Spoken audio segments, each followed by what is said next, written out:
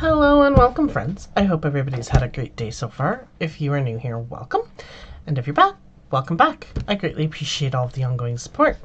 This is my channel, Dragonsjewel Creative Gems, and I'm Tegan, and I'm just gonna get all that wonderful YouTubey stuff out of the way first. If you haven't hit that subscribe button yet, please consider doing so, just down below. If you like the content you see, don't forget to give a like. And of course, any love, comments, suggestions, all those wonderful things, there's a comment section down there as well for all of that. Today we are diving back into the Ghostly Echoes series. We had been working our way through British Columbia, so now we are going east. We're skipping over Alberta because we already did that one, and we are diving into the ghost stories of Saskatchewan. So I hope you guys enjoy these next few spooky tales.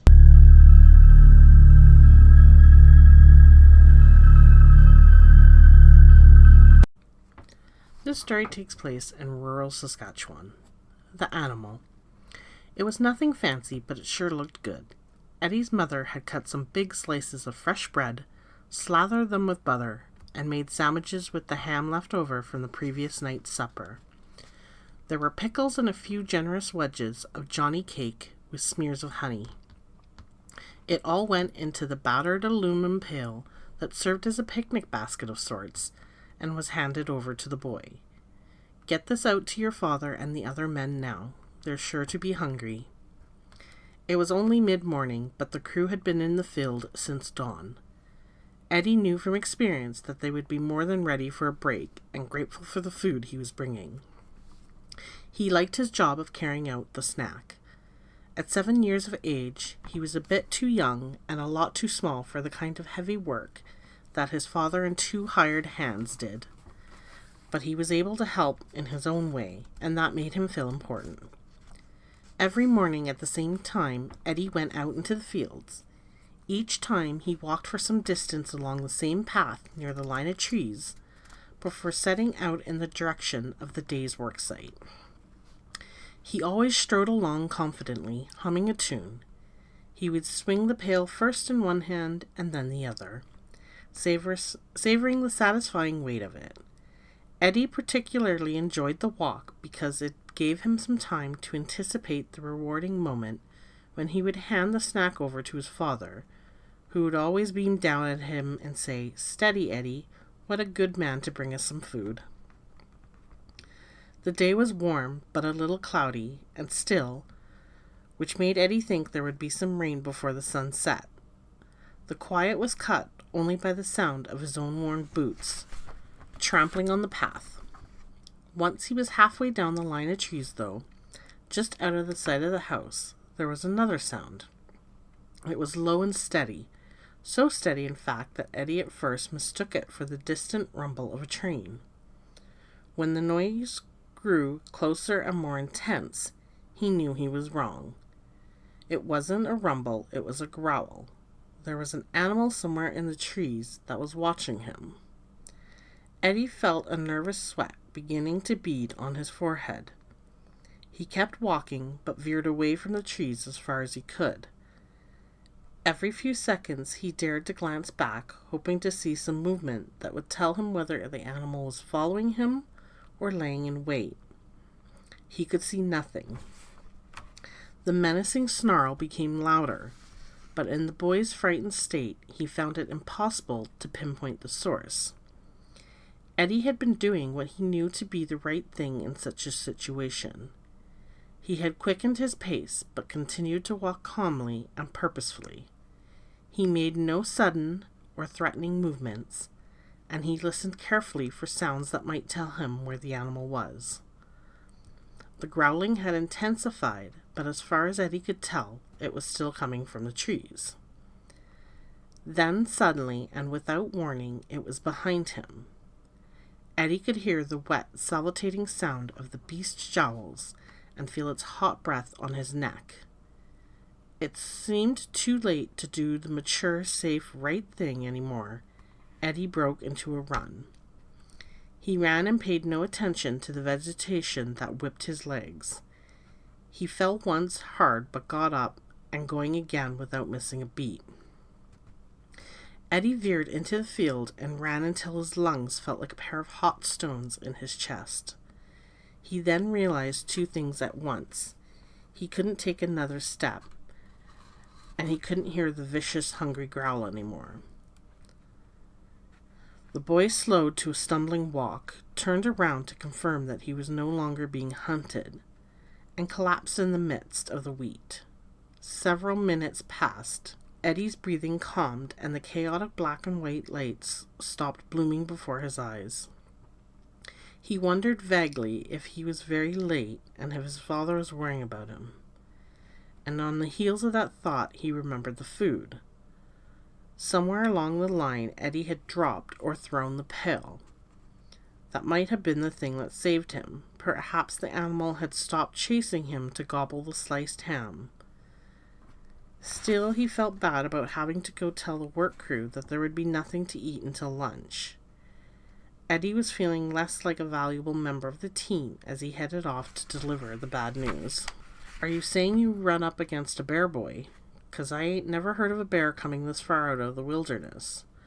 The older hired hand, a mostly toothless man named Gus, was having such a good laugh that he didn't seem to mind missing his meal. Even the tall, quiet fellow that had been working for Eddie's father a month seemed to have an opinion. "Sounds more like a wild dog or the like," he said. "Although if you could feel it breathing on your neck, that's a pretty tall order of a dog." Eddie sat miserably on the ground and looked shyly up at his father, waiting for the viewpoint that counted most. The man looked concerned, but had said little about Eddie's story. Instead, he turned to the hands. "Fellows, I'm sorry about the sandwiches," he said. "But if we just keep working now, this fence will be up before lunchtime, and we can knock off a little early then." To his pitiful-looking son, he added, "Eddie, you stay and lend a hand. We won't be long, and your mother won't mind."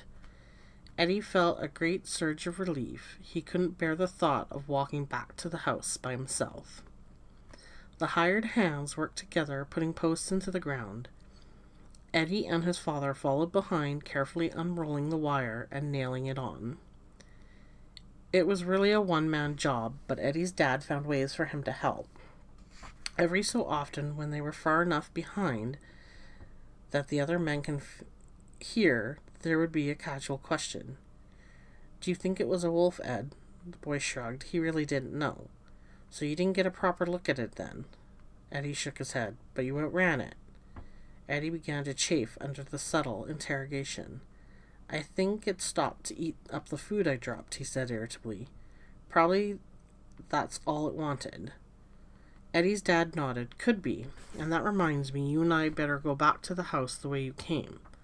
As long as we collect that pail, your mother won't ever have to know that her sandwiches were eaten up by some animal." An hour later, Eddie's father called out to the hired men that they should pack it up, go straight on to the house. He instructed them, "Don't be saying anything to the missus about Eddie's wild animal. Just eat your lunch, and the boy and I will be along shortly."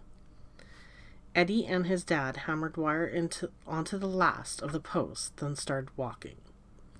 They followed the path on trampled grain that Eddie had created as he ran frantically through the field. Neither of them spoke until they came to the line of trees. "You tell me where you heard it," Eddie's father said. "I don't know," the boy grumbled. "All along here." It was then he spotted the dull gleam of the aluminum pail in a patch of weeds. "There it is," Eddie pointed, feeling some small sense of accomplishment. The two walked over to fetch the bucket, which now featured a new dent. It laid on its side with the carefully packed sandwiches spilled out all around it.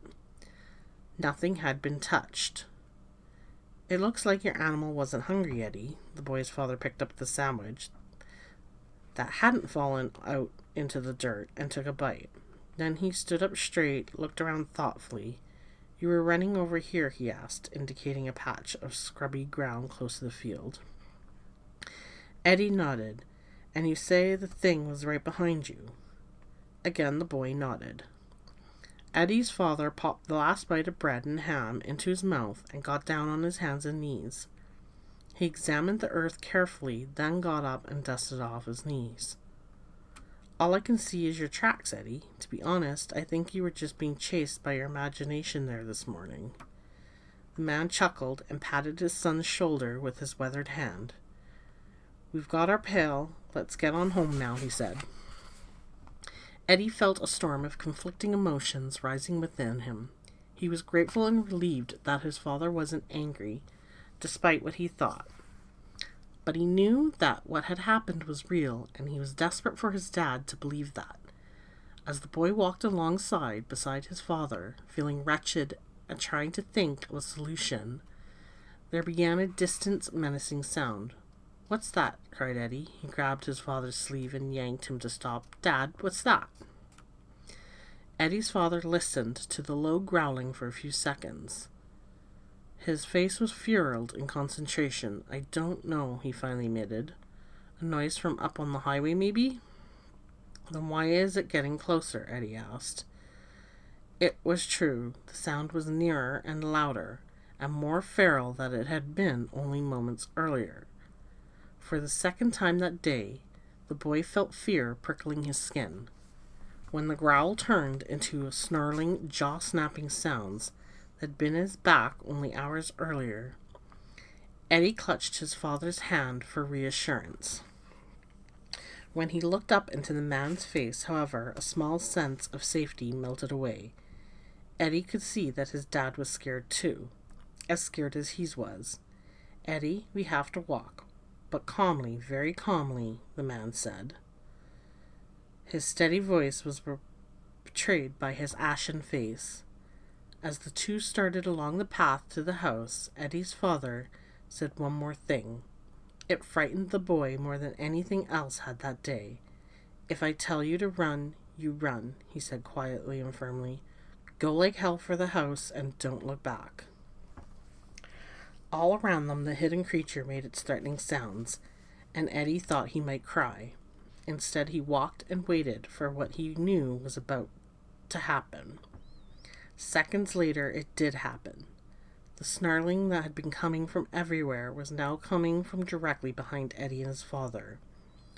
The boy could feel hot, stinking animal breath on his back. He felt his scalp bristle. His dad must have felt it too, for all at once he spun around to face the thing that was hunting them. His eyes widened in terror, and he screamed out a single word: "Run!" Eddie ran. He ran, and he began to sob, trying to close out the sounds of the vicious attack that was taking place behind him. He knew that the animal wasn't chasing him, and that he could make it safely to the house, but the knowledge did nothing to ease his fear. Without his father, nothing would ever really be safe again. That thought seemed to slap the tears off his cheeks, and Eddie stopped in his tracks. He turned, and despite what he saw, he began to run back. Eddie's father was pinned to the ground, trying in vain to protect his face with his arms.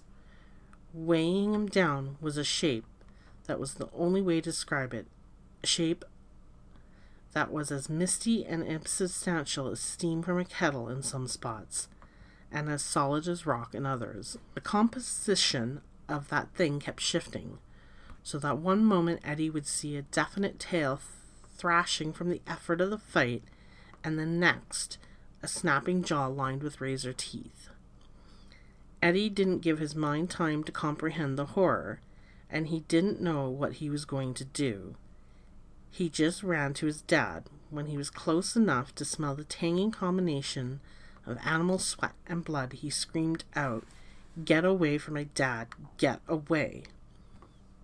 Eddie, the boy's father, twisted to one side and looked at his son with terrified eyes. "Go to the house! The house!" A solid animal paw appeared out of the twisting vapor and batted the man's head to the other side.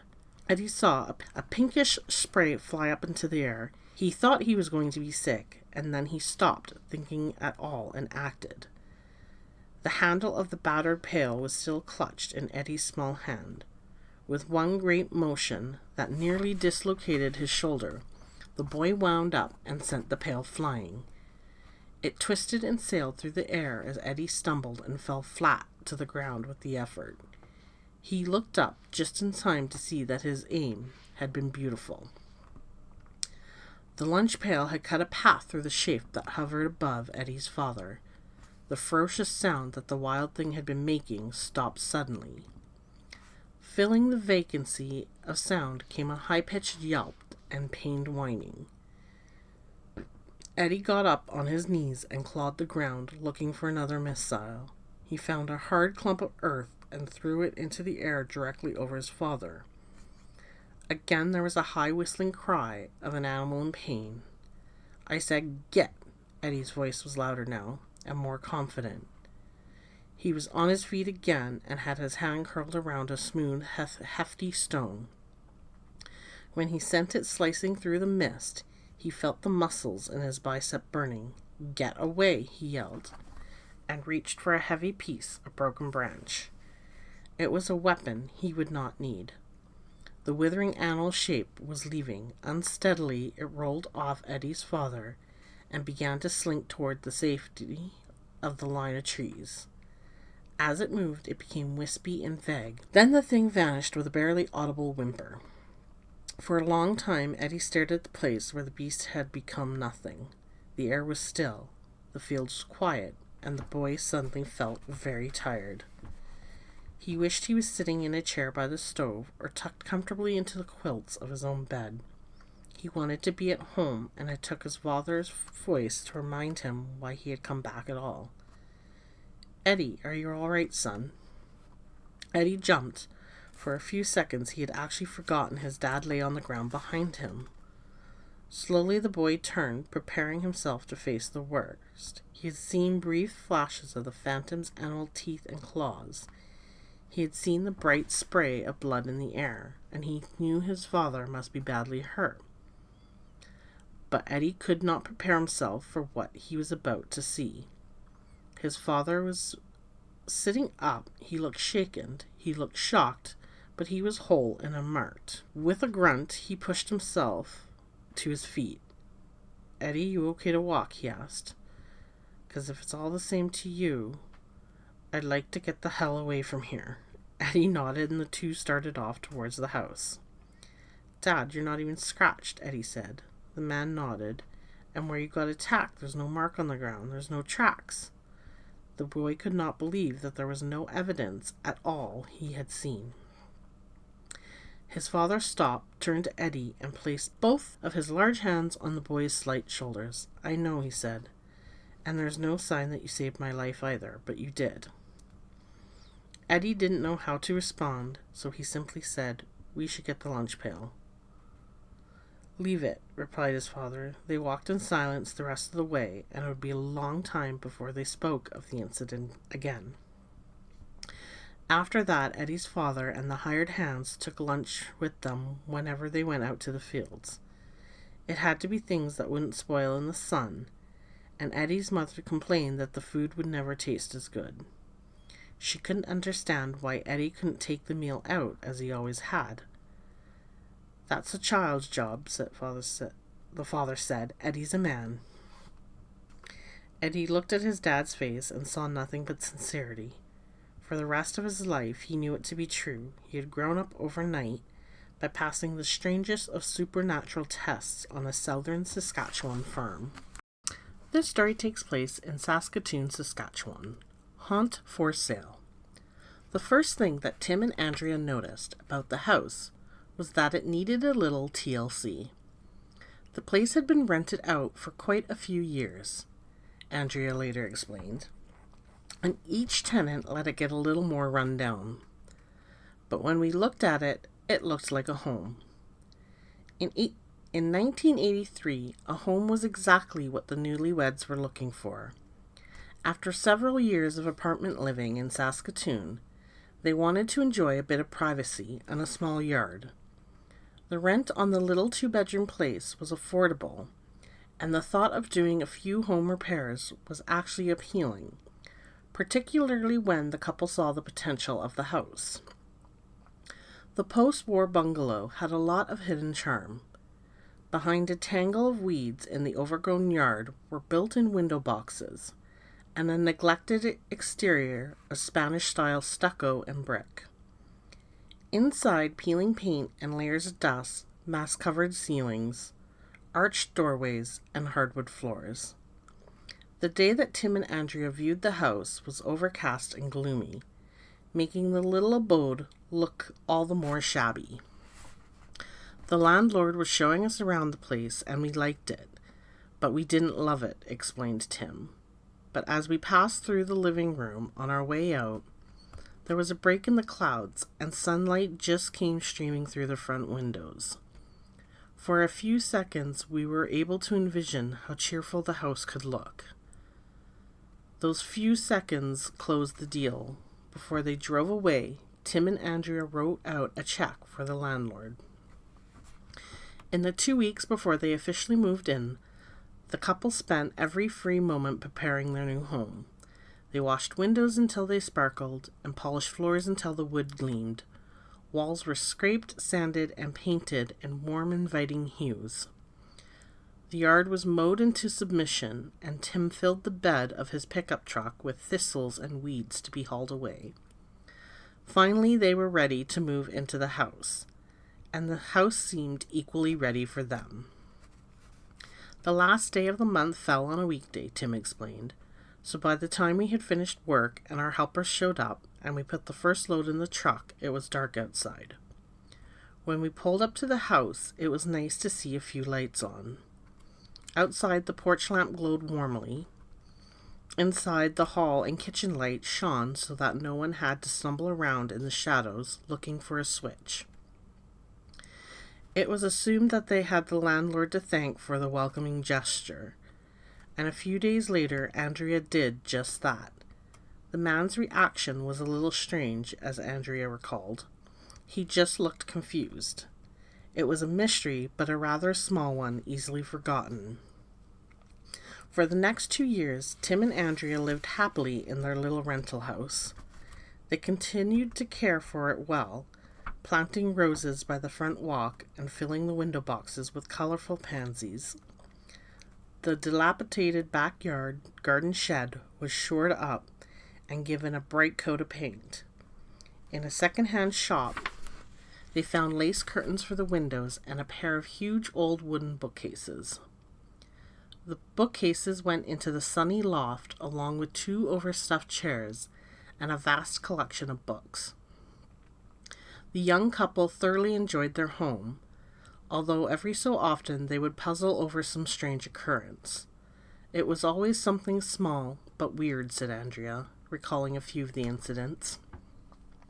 On one occasion, Tim had gone to bed and left a nearly full carton of milk sitting on the kitchen counter. The next morning, he cursed his forgetfulness, thinking he would have to pour the spoiled milk down the drain. When he touched the carton, however, he was shocked to find it as cold as if it had been refrigerated. The rest of the kitchen was comfortably warm. It was July, Tim later said, but the milk was properly chilled. It was the one of many small, helpful gestures that mystified the couple. Several times when both husband and wife were working long hours and neglecting the housework, they would come home and find that the dust on the furniture had vanished. And as on the night they moved in, it was not uncommon to arrive home after dark and see a welcoming light shining through the window. Tim and Andrea slowly came to accept that they were sharing their home with a spirit, but weren't the least bit upset by the idea. How could we be, said Andrea. I mean, it did the housework. When the ghost wasn't lending a helping hand, it kept a fairly low profile. There were times when the floor would creak as though someone was walking from the front of the house to the back. Occasionally the couple would hear water running, but upon investigation they would find the sinks and tub completely dry. And on one memorable evening, Andrea saw their spectre. It was fairly close to midnight, and I'd gotten out of bed to use the bathroom, she recalled. Tim was sleeping, and the house was totally quiet. Everything seemed peaceful, but something made me check the living room before I went back to bed. I was standing in the hall, just glancing through the doorway, when I saw the most amazing thing. It was this dense white shape, like concentrated light, except it didn't illuminate anything around it. It was about the size of a human being, just the most incredible thing I've ever seen. As Andrea watched, the shape appeared to settle into an easy chair by the front window. Then, with a sigh, Andrea still isn't sure whether she heard it or felt it. The apparition seemed to fold into itself and vanish. Andrea wasn't frightened or even unnerved by the experience. The truth was, the light form left her feeling calm, warm, and protected. But apparently, the spirit could not protect its roommates from what was to come.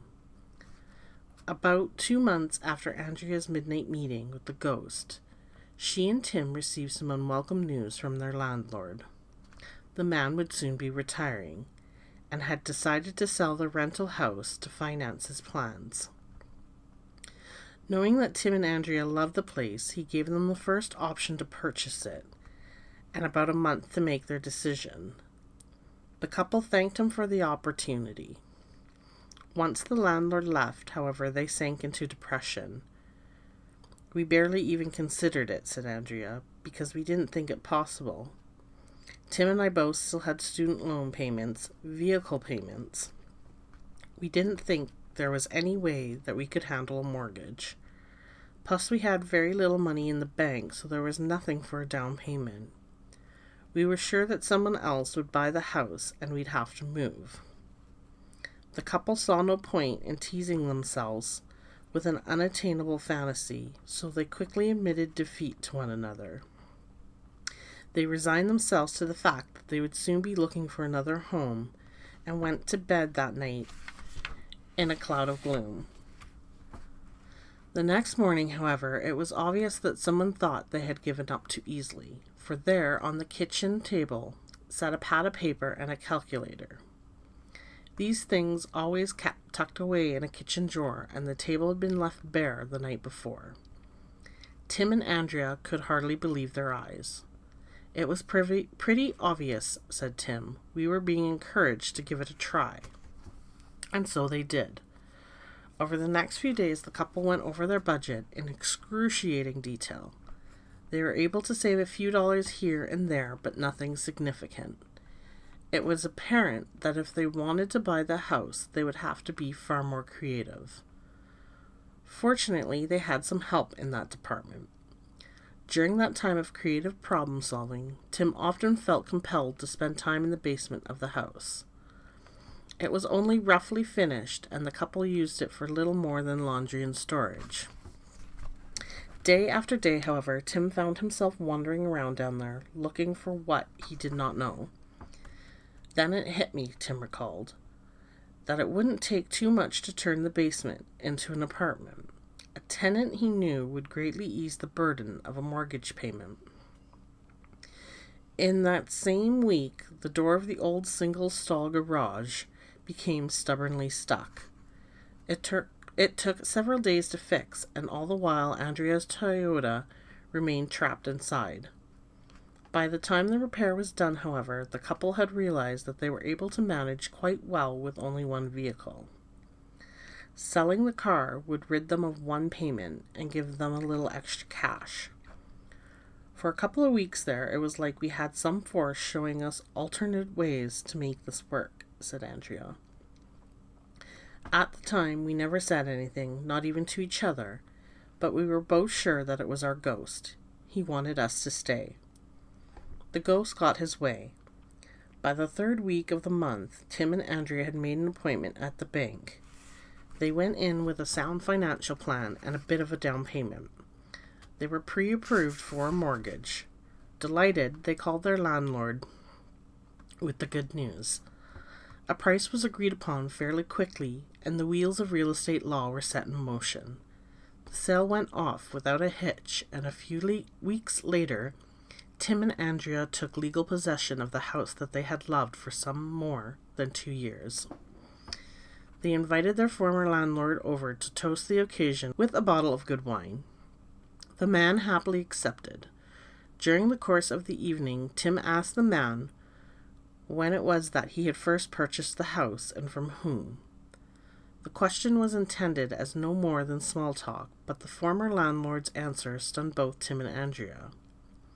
He told us that he never bought the house, said Andrea. He had inherited it from his brother, who had been a real estate agent. He told us that he had tried to live in the place himself at first, but that it was too difficult to live in his brother's home. So soon after he had died, he had always had the strange feeling that his brother was right around the corner or in the next room. So he started renting it out. Tim and Andrea said nothing to their guests that evening, but from that point forward they felt sure that they knew the identity of their ghost. It was perhaps to be expected that there was very little paranormal activity in the home after that. There were a few things in the weeks after the sale, said Tim, but nothing memorable. Nothing compared to what had happened before, and then eventually it just stopped. One morning we realized that it had been ages since anything had happened. It was just obvious that our ghost was gone. Tim and Andrea felt that having closed the deal, their phantom realtor saw no reason to stay. Whether he is now resting peacefully or has decided to move on to another listing is unknown. But one thing is certain, a spirit so helpful would be quite welcome in most homes. Some would even call it a selling feature. This story takes place in Prince Albert, Saskatchewan. The Unwanted Housemother. In 1987, two friends named Roger and Sean were 20 years old. Yearning for a bit of independence, they moved out of their parents' Prince Albert homes and into a tiny basement apartment that they had rented. The two viewed the move as the first step in a fantastic adventure. They were right, but had no idea exactly what kind of venture they were in for. The damp two-bedroom suite was filled with a few pieces of threadbare second-hand furniture and decorated in time-honored college student style. Bookcases were made out of packing crates. The small living room was dominated by a massive stereo system and stacks of CDs. In the dinette, Roger and Sean packed their mountain bikes. It worked out rather well, considering they had no kitchen table or chairs, and only 7 mismatched pieces of cutlery. The final decorating touch had been a change of window dressing. The roommates had removed the feminine floral print curtains that had been hanging over the living room window and replaced them with a gaudy Mexican blanket. The final effect was ugly, unpleasant, and cramped, but Roger and Sean saw a place where they could live by their own rules.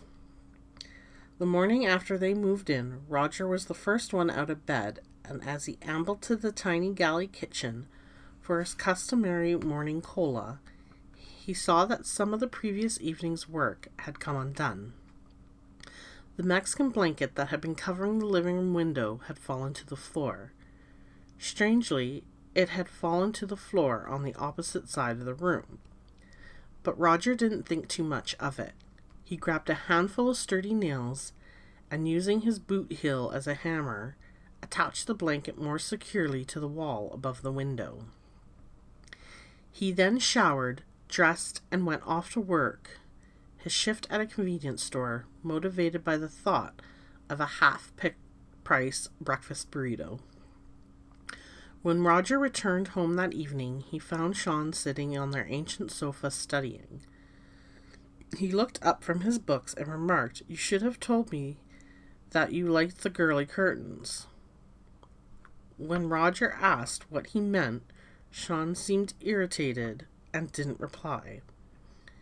Eventually convinced that Roger really didn't know what he was talking about, Sean did explain. He said that when he crawled out of bed, hours after Roger had left the apartment, he found that the Mexican blanket stuffed behind the sofa and the floral curtains back on the rod. Naturally, he assumed that Roger had been responsible. Roger shook his head slowly and examined the wall behind the curtain rod. Every nail he had hammered remained in place. A few still held colorful threads of the blanket that had been torn away. The roommates left the curtains where they were for a few days, but thought it best to replace them with a blanket by the following Saturday, when a few friends were expected for a housewarming party. The friends arrived, and 2 flats of beer, and several hours later, the apartment cleared out and Roger and Sean fell into a drunken slumber. The alcohol must have helped them sleep soundly, for the next afternoon they couldn't believe that they had remained unconscious through what had happened. The blanket had been torn from the window once more. It now sat in the middle of the living room, tied in a bundle around a dozen of empty beer cans that had littered the apartment hours earlier. Although it was November, every window in the place had been opened fully. Ostensibly, it was done to clear the stale, hazy air, for the overflowing ashtrays had been dumped and broken in the kitchen sink in a clear sign of disapproval. Finally, all 7 mismatched pieces of cutlery had been taken from the drawer, bent into bizarre shapes, and lined up on the countertop. Roger and Sheen had not said the words out loud before then, but as they looked at the evidence, they were forced to admit they had a ghost. Perhaps the worst of it was that they had a cranky ghost who clearly disapproved of their decorating choices and lifestyle. The friends had been anxious to leave home because of rules and restrictions, but now found themselves in an even more frustrating situation. Roger realized that they would never live peacefully in the apartment until they knew what their expector expected of them. In a moment of inspiration, he decided to borrow his cousin's Ouija board. Roger and Sean set the board up in the living room one evening. They lighted the candles to create an appropriate atmosphere, then sat across from one another and placed their fingers on the planchette. Several times they asked to speak to the spirit who was living in their apartment. Several times they received no answer. For 20 long minutes they sat until their hands began to ache. Then, as they were about to give up, the planchette jolted from beneath their fingers, slid over the word hello, and fell off the board. Contact had been made. The roommates set the planchette back on the board, repositioned their fingers, and asked the spirit's name. 4 letters were pointed out. H-A-Z-L. When Roger asked if this was the spirit who had been so active in the apartment, the word mad was spelled out repeatedly. It appeared that Hazel was not quite over the temper tantrum. Over the course of an hour, Roger and Sean asked the spirit to help them understand what it wanted. They were told, "No parties, clean, and my flowers," which they interpreted to be a request for the floral curtains. The roommates then attempted to negotiate with their ghost, offering to leave the curtains and keep the apartment relatively clean. In return, they asked if the occasional party would be all right as long as they promised to clean and air the rooms the next day. There was a long pause. The planchette then dragged across the board to the word goodbye. It would not budge after that. It appeared that a deal had been made. Roger and Sean did their best to honor their part of it, but when they did slip, on occasion there would be a stern reminder from their resident ghost. Often it took the form of water poured into their shoes. As for the specter's identity, she hadn't been lying. As time went on, Roger and Sheen received the odd piece of junk mail addressed to a former tenant, an elderly woman named Hazel, who had moved from the apartment into an extended care home shortly before her death.